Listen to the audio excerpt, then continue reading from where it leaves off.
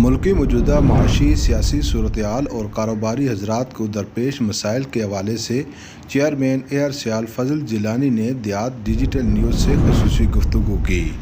آئیے آپ کو یہ ایکسکلوزیو گفتگو سناتے ہیں۔ بسم اللہ الرحمن الرحیم، اللہم صلی علی محمد علیہ وسلم وسلم۔ دیکھیں اشتیاق بھائی، بات بلا ہے، دیکھیں ہم سیاسی استحکام کو معاشی استحکام سے سیپریٹ نہیں کر سکتے۔ سب سے پہلے سیاسی استحکام آئے گا تو معاشی استحکام ہوگا۔ دیکھیں ہر طرف افراتفری کا دور ہے۔ ہم بینگ اے بزنس مین، اب یقین کریں کہ ہم لوگ اتنے پریشان ہیں۔ پہلی بات ہے ہمارے جو گورنمنٹ ہے اس کے پاس بھی اس طرف دیکھنے کو ٹائم نہیں کہ ملک کو کس طرح سیدھا کرنا ہے جو ہمارے ملک میں دوسرے سلسلے چل رہے ہیں۔ بزنس مینوں کے پاس تو بڑے ایسے ان کے پاس تو بڑے ایسے سلسلے ہیں جس سے بہتری کی طرف جایا جا سکتا ہے، لیکن پھر وہی بات آتی ہے دیکھیں ہمارا ملک امپورٹ ایکسپورٹ بھی کرتا ہے، ہم امپورٹ بھی کرتے ہیں، امپورٹ بھی آپ کو پتا ہے ہمارے پاس فنڈز نہیں ہے۔ اگر ہم ایکسپورٹ کے بزنس کو ہی لیں تو ادھر دیکھیں گے ہم ایکسپورٹ کیسے کریں گے جب ہمیں را مٹیریل نہیں ملے گا۔ تو سیالکوٹ تو ویسے بھی ویلیو ایڈ کر کے بھیجتے ہیں چیزوں کو، ہم چیزوں پہ جو ادھر سے مٹیریل آتا ہے اس کو ہم اس کے اوپر کام کرتے ہیں، اس کو پھر ایڈ کر کے اپنے پروفٹ مارجن لگا کے بھیجتے ہیں، ملک کے لیے زر مبادلہ کماتے ہیں۔ لیکن کرنٹ سچویشن میں آپ یقین کریں کہ کچھ نظر نہیں آ رہا۔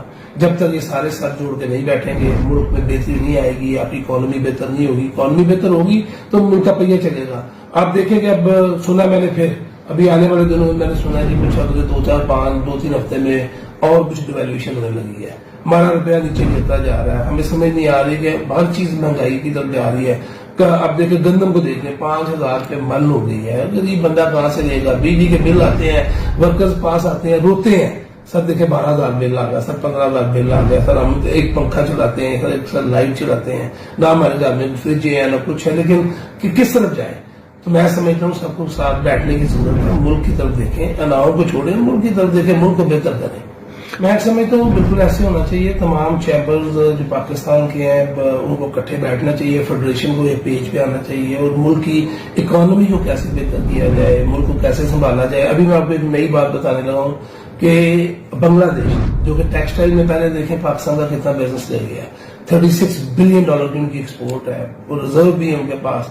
اب ہمارے جو چھوٹے کام تھا جیسے سیالکوٹ کرتا ہے، یہ بھی انہوں نے ادھر شروع کر دیا ہے، وہاں پہ انہوں نے لیدر سے سٹارٹ کیا، اب لیدر کا بزنس بھی وہیں پہ ٹرانسفر ہو رہا ہے۔ ہمارے جو بڑے بڑے کسٹمر ہیں یورپ کے، وہ جب ہمارے ملک کی جو انسٹیبلٹی ہے اس کو دیکھتے ہوئے وہاں پہ شفٹ کر رہے ہیں۔ ہم سے کسٹمر پرائس مانگتا، ہم پرائس نہیں دے پاتے، کیسے پرائس دیں؟ کل پتہ نہیں پرائس کدھر جانی ہے۔ تو بالکل بزنس کے لیے پاکستان کو سب کو اکٹھے بیٹھنا چاہیے، لیکن سننے والے بھی تو ہو نا۔ جب سننے والے ہم سے زیادہ سمجھدار ہیں تو ان کو کیا سنائیں گے؟ میں تو کسی چیز میں آر نہیں رکھتا۔ اب یقین کریں بینگ ایئر لائن چیئرمین مجھے رونا آتا ہے، میں تو کہتا ہوں کس کی تھیلی پہ اپنا لہو تلاش کریں۔ ہم دیکھیں ملک بچے گا، انڈسٹری بچے گی تو سارا کچھ ہوگا۔ ہماری انڈسٹری نہیں بچ رہی، ہم اگر کوئی سجیشن دیتے ہیں تو اس کو اس طرح لیتے نہیں ہیں، یہ بہت بڑا انفارچونیٹ ہے۔ دیکھیے ہم لوگ یہ ایئرسیل جو ہے نا یہ ملک کی خدمت کے لیے بنی ہے۔ آپ دیکھیں اس کے ریویوز دیکھیں، ماشاءاللہ ہم کوشش کرتے ہیں کہ ہم بہتر سے بہتر فیسیلیٹیٹ کریں اپنے لوگوں کو، اپنے پیسنجرز کو، لیکن ہمارے ساتھ حکومت کی طرف سے کوئی کسی قسم کا کوئی تعاون نہیں ہو رہا۔ اگر ہم بیوروکریسی کے پاس جو ہم دوسرے اداروں کے پاس جاتے ہیں جو سول ایویشن کے ہیں یا اپنا سیکٹری ایویشن ہے، ان کے پاس ان کو بلانا چاہیے، پوچھنا چاہیے آپ کی پرابلم کیا ہے، کیسے آپ کی پرابلم سالو ہوتی ہے، پھر مل جل کے سارا ہوتا ہے نا۔ اگر تو بلائے نا ہم کیسے ان کو بتا سکتے ہیں؟ اور میں سمجھتا ہوں کہ آنے والے وقتوں میں ابھی بھی ایویشن بحران کا شکار ہے۔ آپ یقین کریں کہ 22-23 ہزار کا ٹکٹ گھر پڑتا ہے، 14-15 ہزار کا بک رہا ہے، 16 ہزار کا بک رہا ہے۔ کیسے ہم انڈسٹری کو سروائیو کریں گے؟ بلائیں، پوچھیں ہم سے نا کہ کیسے 21-22 ہزار کا 23 ہزار کا پڑتا ہے، بتائیں گے جی یہ لیز جاتی ہے، یہ پیٹرول کی پرائسز ہے، کوئی اس میں راکٹ سائنس نہیں ہے۔ ہاں اس کو بنانے میں راکٹ سائنس ہے، لیکن جب یہ بن جاتی ہے نا تو بزنس کی طرح رن ہو رہی ہوتی ہے۔ اور ہم کہتے ہیں ہمیں بلائیں، ہم اس ملک کو پینے کو بھی بہتر کرنے کے لیے تیار ہیں، اس کے لیے ہمارے پاس سجیشنز ہیں۔ دیکھیں جب پیٹرول، جب آپ کی روٹی، جب آپ کی ہر چیز مہنگی ہوگی تو ایئر لائن سستی ہونی ہے۔ جو ایئر لائن پہ سفر کرتے ہیں لوگ سارے افورڈ کر سکتے ہیں، نہیں تو ان کے پاس الٹرنیٹ چیزیں نہیں ہیں، ٹرین ہے، بس ہے، پرائیویٹ اپنی گاڑی ہے، لیکن ایئر لائن پہ جیسا سفر کرنا وہ 22-23 ہزار کا ٹکٹ کراچی کا اسپینڈ کر سکتا ہے، وہ ایئر لائن کی کاسٹ ہے۔ ہم آپ ہمیں بلائیں جہاں پہ ہمارے ساتھ کسی بھی ایویشن کے ایکسپرٹ کو بتا دیں, ہم اس کو بتاتے ہیں بھائی یہ کاسٹ ہے, اس میں کوئی ہمیں بتائیں گے ہمیں ایکسٹرا خرچہ کر کے. سال کے بعد ہمیں ڈیزگنیشن ملنا چاہیے تھا انٹرنیشنل کا. جب ہمارا سال پورا ہو جائے نا آپ کو ملنا چاہیے. ہم نے اپلائی کر دیا 2022 مارچ میں, ہمیں ملا جا کے یہ شاید اگست سپٹمبر اکتوبر میں. دیکھیں کہ ڈیزگنیشن وہ ایسے ہوتا ہے کہ آپ کہتے ہیں کہ ہمارے یہ اگریمنٹ ہو گئے, ہمارے جہاز آ جائیں گے فلاں طریق کو, ہمیں یہ الاؤ کر دیں تاکہ ہم دوسرے ملکوں میں اپنے آفیسز یہ سارا سیٹ اپ کر دیں. لیکن انفارچونیٹلی ہمیں ڈیلے کیا گیا, کسی وجہ سے بھی کہہ سکتے ہم کسی کو کیا بلیم کریں یا کیا کسی کو کہیں, کیونکہ یہ سلسلہ ہی ایسا چلتا ہے.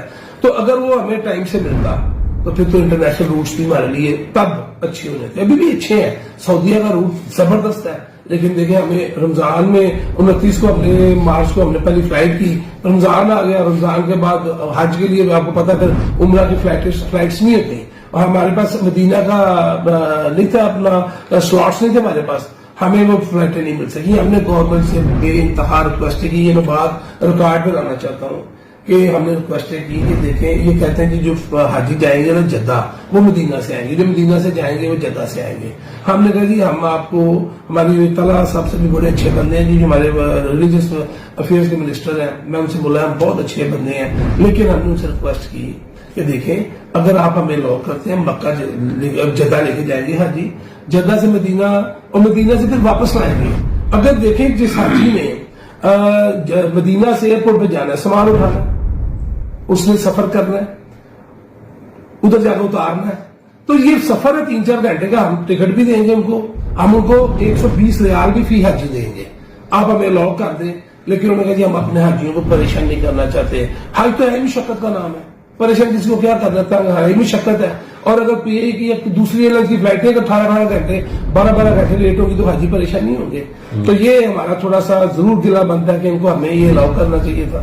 یہ پاکستان کی ایئر لائن ہے, اور باقی روٹس ابھی ہم مسقط کا سٹارٹ کر رہے ہیں, یہ بھی اچھا روٹ ہے, کافی لوگ مسقط میں کام کرتے ہیں. سیالکوٹ سے بھی, پورے پاکستان سے ہم 3 فلائٹیں کریں گے, اپنا لاہور سے 3 ہم کریں گے, اسلام آباد سے 2 سیالکوٹ سے ابھی ہم سٹارٹ کریں گے. اس کے بعد ہم UAE کا بھی کر رہے ہیں, وہ ہماری بھی ایک بات چیت چل رہی ہے, گورنمنٹ بھی کوشش کر رہی ہے. ہمارے سیالکوٹ کے جو اپنا ڈیفینس منسٹر ہے خواجہ محمد آصف صاحب, وہ بھی ہمارے لیے کوشش کر رہے ہیں UAE کے لیے. اللہ کرے وہ بھی جلدی ہو جائے, کیونکہ ہم نے پہلے UAE کا سٹارٹ کیا تھا. اگر UAE کا ہمیں مل جاتا تو ہم جدہ ہم نے بعد میں جانا تھا, لیکن UAE کا ایک مسئلہ بن گیا ویز ایئر کا. وہ کہتے ہیں جی ویز ایئر کو اجازت دو تو ہم ایئر شہر کو کریں گے. اب ہم نے ویز ایئر کو اجازت دے دی ہے, وہ ہمیں نہیں دے, اس لیے یہ میرا ملک ہے, میں نے اپنے پہلے ملک کا سوچنا ہے, میں نے اپنے ملک کی انڈسٹری کا سوچنا ہے. جب میرے پاس گنجائش ہوگی میں ان کو بھی اجازت دوں گا. تو اس میں ہمارا مقصد صرف یہی ہوتا ہے, ہمارا موقف یہ ہوتا ہے, PIA کا موقف بھی یہ ہوتا ہے. دیکھیں کہ ہمارے وسائل ان جتنے نہیں ہیں, وہ ہم سے امیر لوگ ہیں, امیر ایئر لائنز ہیں, وہ ہمیں آج لاس کر کے کل کو جو ہمیں وہ ایلیمینیٹ کر دیں گے تو پھر ادھر سے کمائیں گے نا. تو یہ بات ہے کہ ہمیں, میں یہ کہوں گا کہ ہمیں پہلے اپنے ملک کا سوچنا ہے, اپنی انڈسٹری کا سوچنا ہے, پھر کسی کو بھی اجازت دینی ہے. وہ آ کے ہماری انڈسٹری کو ڈیمیج نہ کرے. اگر وہ آپ کی انڈسٹری کو ڈیمیج کر دے گا تو مجھے یہ بتا دیں, آپ وقتی طور پہ فائدہ لے لیا کیونکہ وہ ان کے مسئلہ اسٹرانگ ہے. اگر فلائی جنا آئی ہے ایئر ایریا کے ساتھ کولابریشن کر کے, تو پیچھے ایئر ایریا ہے, 58 جہازوں کی ایئر لائن ہے, 120 جہازوں نے آرڈر کیے ہوئے ہیں. وہ تو کسی کے کوئی بھی اس میں مقابلہ نہیں کر سکتا. 14,000 کا ٹکٹ بیچ رہے ہیں, میرے ساتھ بیٹھ جائیں, مجھے بتائیں 14,000 کا ٹکٹ کیسے بیچتے ہیں. وہ نہیں بیچ سکتے. ہاں جہاز ان کے اپنے ہیں تو پھر وہ شاید بیچ سکتے ہوں, لیکن وہ بھی ایسے نہیں کر سکتے. دیکھیں میں سمجھتا ہوں کہ ہماری گورنمنٹ کو, ہماری سول ایویشن کو, ہمارے ایویشن منسٹری کو, سب کو بلا کے کیپ کرنا چاہیے, منیمم ریٹ بھی اور میکسیمم بھی. نہ کو 50,000 کا ٹکٹ بیچے تو نہ کو 12,000 کا 14,000 کا بیچے. جو ایک ریئلسٹک پرائس ہے 22,000 23,000 24,000 جتنے کی بھی گھر پڑتی ہے ٹکٹ, آج کے پیٹرول کے سیناریو میں ڈالر کو کیلکولیٹ کر لیں, کیونکہ ہم لوگوں نے لیزنگ جو ڈالرز میں بھیجنی ہوتی ہے باہر. تو خدارا انڈسٹری کو بچائے, آپ کی پہلے بھی انڈسٹریز تباہ ہو چکی ہیں. PIA کا کوئی حال نہیں ہے, اس کی وجہ یہی ہے نا, سبسڈی کیوں دیں, گورنمنٹ کیوں سبسڈی دے. ہم PIA کو سبسڈی دیتے ہیں تو چلتی ہے, ٹھیک ہے. ابھی بھی پتہ نہیں کتنے بلین انہوں نے PSO کا دینا ہے, کتنے بلین اور اداروں کا دینا ہے. دیکھیں جو بھی ادارہ بناتے ہیں وہ سیلف سسٹین ہونا چاہیے, اس کو سپورٹ کریں, وہ گورنمنٹ کو بھی کما کے دے اور اپنا ادارہ بھی چلائے. ہم یہ چاہتے ہیں. اب اس ملک میں سبسڈی کیسے دے سکتے ہیں, اب کمائیں گے نہیں تو سبسڈی کدھر سے ہے. اگر لون لے کے سبسڈی دینی ہے تو مجھے بتائیں ملک ترقی کیسے کرے گا, ملک تو پستی کی طرف جائے گا. اداروں کو اسٹرانگ کریں, اپنی ایویشن کو اسٹرانگ کرے, ایکسپورٹ کی انڈسٹری کو اسٹرانگ کرے اگر ملک نے ترقی کرنی ہے. ادروائز آپ کا ملک نیچے کی طرف جائے گا جب آپ اپنی انڈسٹری کو بھول کے لوگوں کو دعوت دیں گے. دیکھیں میں اپنے گھر والے بچوں کو دھیان نہ دوں تو باہر کے بچوں کی سپورٹ کروں تو میرے بچے تو محروم ہو جائیں گے اس چیز سے. تو ہم یہ چاہتے ہیں کہ ان کو بلانا چاہیے, بات سننی چاہیے اور اس پہ فیصلے کرنے چاہیے تاکہ ملک ہمارا اسٹرانگ ہو. پاکستان ہے تو ہم ہیں. دیکھیں کہ آج سے 25-30 سال پہلے 40 سال پہلے ہم لوگ کراچی سے ٹریول کرتے تھے. کراچی انٹرنیشنل فلائٹیں آتی تھی, وہ ٹچ کرتی تھی, کھٹمنڈو جاتی تھی اور آگے ڈیسٹینیشن پہ جاتی تھی. کراچی کی ایک لوکیشن بڑی زبردست تھی لیکن انفارچونیٹلی ہم نے اس سے فائدہ نہیں لیا. یو اے فائدہ لے گیا, اب لوگ یو اے جاتے ہیں حالانکہ پاکستان بیسٹ لوکیشن تھی لیکن ہم نے اس طرح اپنے آپ کو ترقی نہیں کی, کسی نے دھیان نہیں دیا, وہ بزنس ہم سے چلا گیا. ہاں اسلام آباد کی آپ بات کر رہے ہیں, دیکھیں اسلام آباد کا ایئرپورٹ آئی ڈونٹ نو کیا ان کا بیک آف مائنڈ تھا کہ انہوں نے اتنا بڑا ایئرپورٹ بنا دیا جبکہ ادھر کوئی ٹرانزٹ فلائٹ نہیں آتی, نہ آنی ہے, ادھر باہر سے فلائٹیں آنی ہے واپس جانی ہے. تو میں سمجھتا ہوں کہ ٹھیک ہے کہ آئیکن ہوتے ہیں ملک کے, یہ جو ایئرپورٹس ہوتے ہیں خوبصورت ہونے چاہیے, بڑے ہونے چاہیے, اچھے ہونے چاہیے, لیکن ان کی فیزیبلٹی ضرور دیکھنی چاہیے کہ ہم یہ جو بنا رہے ہیں پیسہ گورنمنٹ کا لگا رہے ہیں, اس کی فیزیبلٹی کیا انہوں نے سوچا ہے اس کو اچیو کر لی, اتنے سالوں میں نہیں کیا, ہو بھی نہیں سکتا کیونکہ وہ ایکسٹرا بن گیا. ان کے پیچھے جو سٹوریز ہوتی ہیں وہ ہمیں تو نہیں پتا, لیکن ہمیں کچھ تو اندازہ ہوتا ہے کہ کیسے جتنا بڑا پروجیکٹ ہوگا اتنا بڑا سارا سب کو اس کے فائدے بھی ملیں گے. میں یہ سمجھتا ہوں کہ ابھی ہمیں شاید 25 کو انہوں نے بلایا ہوا اسلام آباد ہماری چیمبرس کو بھی کہ بھائی آپ آئے تجاویز دیں. یہ ٹو لیٹ ہے, یہ سارا کچھ کر بیٹھے ہوئے ہیں, سارا کچھ بنا بیٹھے ہوئے ہیں. دیکھیں آپ اسٹیک ہولڈرز کو ساتھ نہیں لیں گے تو بجٹ آپ گھر بیٹھ کے ادھر کمروں میں بیٹھ کے بنا دیں گے, ٹیکس امپوز کر دیں گے. یہ ایسے نہیں ہے. ٹیکس بننا چاہیے ووٹ حاصل کرنے کے لیے نہیں, ملک کے لیے. ٹیکس بجٹ بننا چاہیے صرف جو ملک کے فائدے میں ہو. آپ یہ دیکھیں کہ ملک آگے کس طرف جا رہا ہے, آپ مزید ٹیکسز لگائیں گے, اس کو سارے کو اوور آل دیکھیں, ٹیکسز کو ختم کریں, سمپل کریں. اس کو جتنا سمپل کریں گے اتنا ٹیکس ریونیو زیادہ ہوگا. آپ لوگوں کو فیسیلیٹیٹ کریں گے, لوگ پیسہ دیں گے, لوگ ٹیکس دیں گے, ہر بندہ دے گا. آپ ان کو آ کے ٹی وی پہ موٹیویٹ کریں, آپ شہروں میں آئے, آپ ان کو موٹیویٹ کریں بھائی آپ ٹیکس دیں. ٹھیک ہے اتنا بڑا ملک ہے ہمارا, اب تو 24 کروڑ کا ہے, 24 کروڑ اس کی آبادی ہے اور ٹیکس پر کتنے ہیں, کچھ لاکھ ہے. تو میں سمجھتا ہوں کہ 3-4 کروڑ بندے ٹیکس دینے کے لیے تیار ہے اگر آپ ان کو اس طرح کریں. اگر یہ امپوز کریں گے جو آلریڈی ٹیکس پیئر ہے تو وہ پستی میں جائے گا, ترقی نہیں ہوگی. میری یہی ریکویسٹ ہے ان اسٹیک ہولڈرز کو بلائیں, ان کو پوچھیں ان کی پرابلمس کیا ہیں. دیکھیں انڈیا کا منموہن سنگھ جب آیا تھا نا پرائم منسٹر, اس نے اپنی انڈسٹری کے لوگوں کو بلایا تھا, لیدر کی بات ہی کرنے لگا. $1 بلین کی ان کی ایکسپورٹ تھی, $1 بلین کی پاکستان کی ایکسپورٹ تھی. آج وہ 7 بلین 8 بلین پہ ہے, ہم لوگ 1 بلین سے بھی نیچے آ گئے. اس کی وجہ یہ ہے کہ اس نے بولا مجھے بتایا کہ میں آپ کے لیے کیا کر سکتا ہوں. ہمیں پرائم منسٹر نے کبھی بلایا, ہمیں کسی انویسٹر نے بتایا ہم آپ کے لیے کیا کر سکتے ہیں, پھر ہم انہیں بتایا کہ ہم ان کے لیے یہ کریں گے, اب یہ کریں گے, اب یہ کریں گے. لیکن ایسا نہیں ہوا. آج ان کی انڈسٹری دیکھ رہے ہمیں سٹی بناتے ہیں لیدر کا لیدر, ادھر انہوں نے سارا اس کو اس انوائرمنٹ میں اس کو کر دیا, اس طرح کر دیا. آج ان کی ایکسپورٹ دیکھیں گے زیادہ. ہم فوکس تو کریں کچھ کرنے کے لیے اور لوگوں کو ساتھ لے کے چلیں. جب آپ بڑے بڑے بزنس مین ہیں, بہت بڑے بزنس مین ہیں پاکستان میں, لیکن میں میرے سے کوئی ناراض نہ ہو, میں یہ بات ضرور کہوں گا ملک کا سوچیں. جب ملک کا سوچیں گے انشاءاللہ تعالیٰ ترقی ہوگی. میں پھر کہہ رہا ہوں پاکستان تو ہم ہے, اسی ملک نے سارا کچھ دیا ہے, اس ملک کے لیے کام کرنا چاہیے ہمیں, نہ کہ ہم لوگ انڈیویجل فائدہ لیں گے. وہ بھی ادھر چھوڑ کے جانا ہے, یہ جتنا کچھ ہمارے پاس ہے کسی نے ساتھ نہیں لے کے جانا. کبھی ہم اس چیز کو سوچ لینا کہ جانا ہم نے خالی ہاتھ ہے, آئے بھی خالی ہاتھ ہے. اگر کچھ کیا ہے اللہ کی مخلوق کا بھلا کرے, اپنے ملک کا بھلا کرے, سب ٹھیک ہے. ملک بھی ایک بزنس ہے. میرے ساتھ کوئی آگے بیٹھ جائے, یہ بزنس نہیں ہے. آپ کے ملک میں اللہ تعالیٰ نے آپ پاکستان کو ان 12 ملکوں میں شامل کیا ہے جن میں اللہ تعالیٰ نے اپنی تمام نعمتوں سے نواز دیا ہے. ان نعمتوں سے استفادہ حاصل کریں. ہم لوگ ٹھیکے میں دے دیتے ہیں, ہم کانٹریکٹ میں دے دیتے ہیں, باہر کی کمپنیز آتی ہیں وہ ریگنگ بھی کرتی ہیں, سارا کچھ یہاں سے منرل نکال کے جو بھی اللہ تعالیٰ نے ہمیں نوازا ہوا جن چیزوں سے وہ نکال کے لے کے جا رہے ہیں, اس کا فائدہ ہم نہیں لے سکتے. پاکستان میں بہت پوٹینشیل ہے. دیکھیں قومی حکومت بننی چاہیے, ایک ایجنڈا ہونا چاہیے, لیکن اس میں ذاتی مفادات نہیں ہونے چاہیے. آپ ملک کے لیے کام کریں گے, کوئی بھی گورنمنٹ ہے ملک کے لیے کام کرے تو ملک ترقی کرتا ہے. آپ خدا رہا اس ملک کو سمجھیں. اس ملک میں اللہ تعالیٰ نے نعمت دی ہوئی ہے آپ کو, چھوٹا سا ملک ہے, اتنا بڑا بھی نہیں ہے, آبادی بڑی ہے, لیکن اس میں بہت پوٹینشیل ہے. تو میں سمجھتا ہوں کہ ہم بزنس مینوں کے پاس بھی بڑے ایسی چیزیں ہیں جو ہمارے ساتھ شیئر کی جائیں بڑے پیارے ماحول میں، تو ہم اپنے آئیڈیاز فلوٹ کر سکتے ہیں اور ملک آگے جا سکتا ہے، اور ملک کو اس وقت ضرورت ہے اس چیز کی. اگر ہم یہ نہیں کریں گے تو آپ دیکھیں کہ دن بدن کدھر جا رہے ہیں ہم لوگ. تھوڑے سے بلینز ہمارے پاس ریزرو میں ہیں، ترلے ہم ڈالتے ہیں. کیوں ترلے ڈالتے ہیں؟ ترلے ڈالنے والی تو بات نہیں ہے. آپ یہ دیکھیں کہ جب سے ہم نے قرضے لینے شروع کیے ہیں اس ملک کے لیے، کس چیز کے لیے قرضہ لیا؟ بالکل قومی حکومت کی طرف جانا چاہیے. اگر الیکشن نہیں کروانے کرو، اگر الیکشن نہیں کروانے تو ویسے تو الیکشن ہونے چاہیے.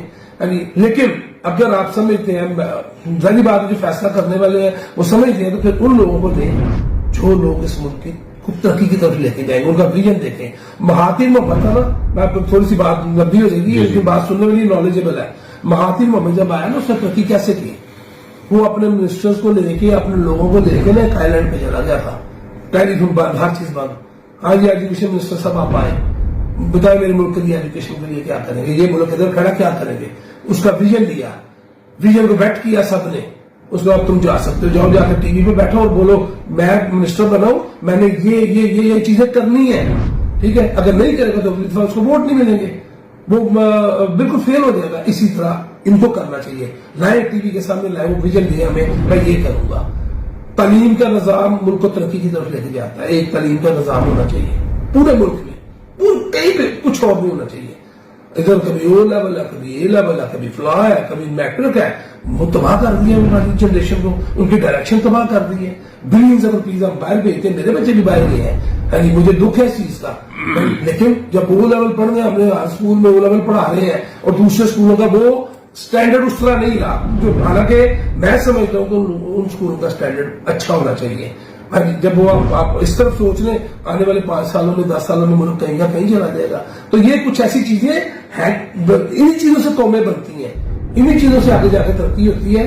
تو میرا تو یہی ہے کہ دیکھیں، اگر فری اینڈ فیئر الیکشن ہوتے ہیں، وہ جو بھی پارٹی آتی ہے اس کے پاس ایک مینڈیٹ ہوتا ہے، اور لوگ اس کو ووٹ دیتے ہیں کہ بھائی یہ میں کروں گا. اگر وہ نہیں کرتا اس کو نہ الیکٹ کریں اگلی دفعہ. کیونکہ ادھر یہی مسئلہ ہمارے ملک میں پڑا ہوا ہے. ہم صرف اقتدار کے لیے آتے ہیں اور اقتدار کے مزے لوٹتے ہیں، اور اس کے بعد السلام علیکم. ٹھیک ہے، اس کے بعد اور کوئی بات نہیں ہے. آپ یہ کہ ملک کے لیے جو کام کرے گا، ملک کے لیے شاید اگر قومی کو مت بنے تو شاید ملک کے لیے سوچیں، ان کے اپنے ذاتی انٹرسٹ نہ ہو. ہاں ایک اور چیز، یہ ازبکستان میں گیا میں، پشتاوی ازبکستان گیا تو مجھے نا کسی نے بتایا وہاں پہ، میں پاکستان میں بیسی گیا تو میں میرا ایشو کا بات کر رہا تھا. کہتا ہے ہمارا جو ڈپٹی ایمبیسڈر تھا، کہتا اونچی نہیں بولنا، ادھر بھی ریکارڈنگ ہو جائے گی یا کچھ ہو جائے گا. کہنے کا مقصد یہ ہے کہ اس نے اپنی بیٹی کو اندر کر دیا. وہ جو وہاں کا صدر تھا، وہ کہتا ہے کہ اس کا ایک منسٹر تھا، وہ اس نے منسٹر لیا تو اس منسٹر کا ان کے پاس سارا ڈیٹا موجود تھا کہ کس گاؤں کا اور اس کے ساسے کیا ہے.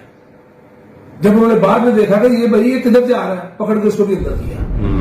یہ چیزیں دیکھیں جو قومی حکومتوں بھی لوگ آ رہے ہیں وہ کدھر کھڑے، کیا ان کے داد و شمار کیا ہے، ریلیٹیوز کیا ہے، کیا ان کے اثاثہ جات ہیں.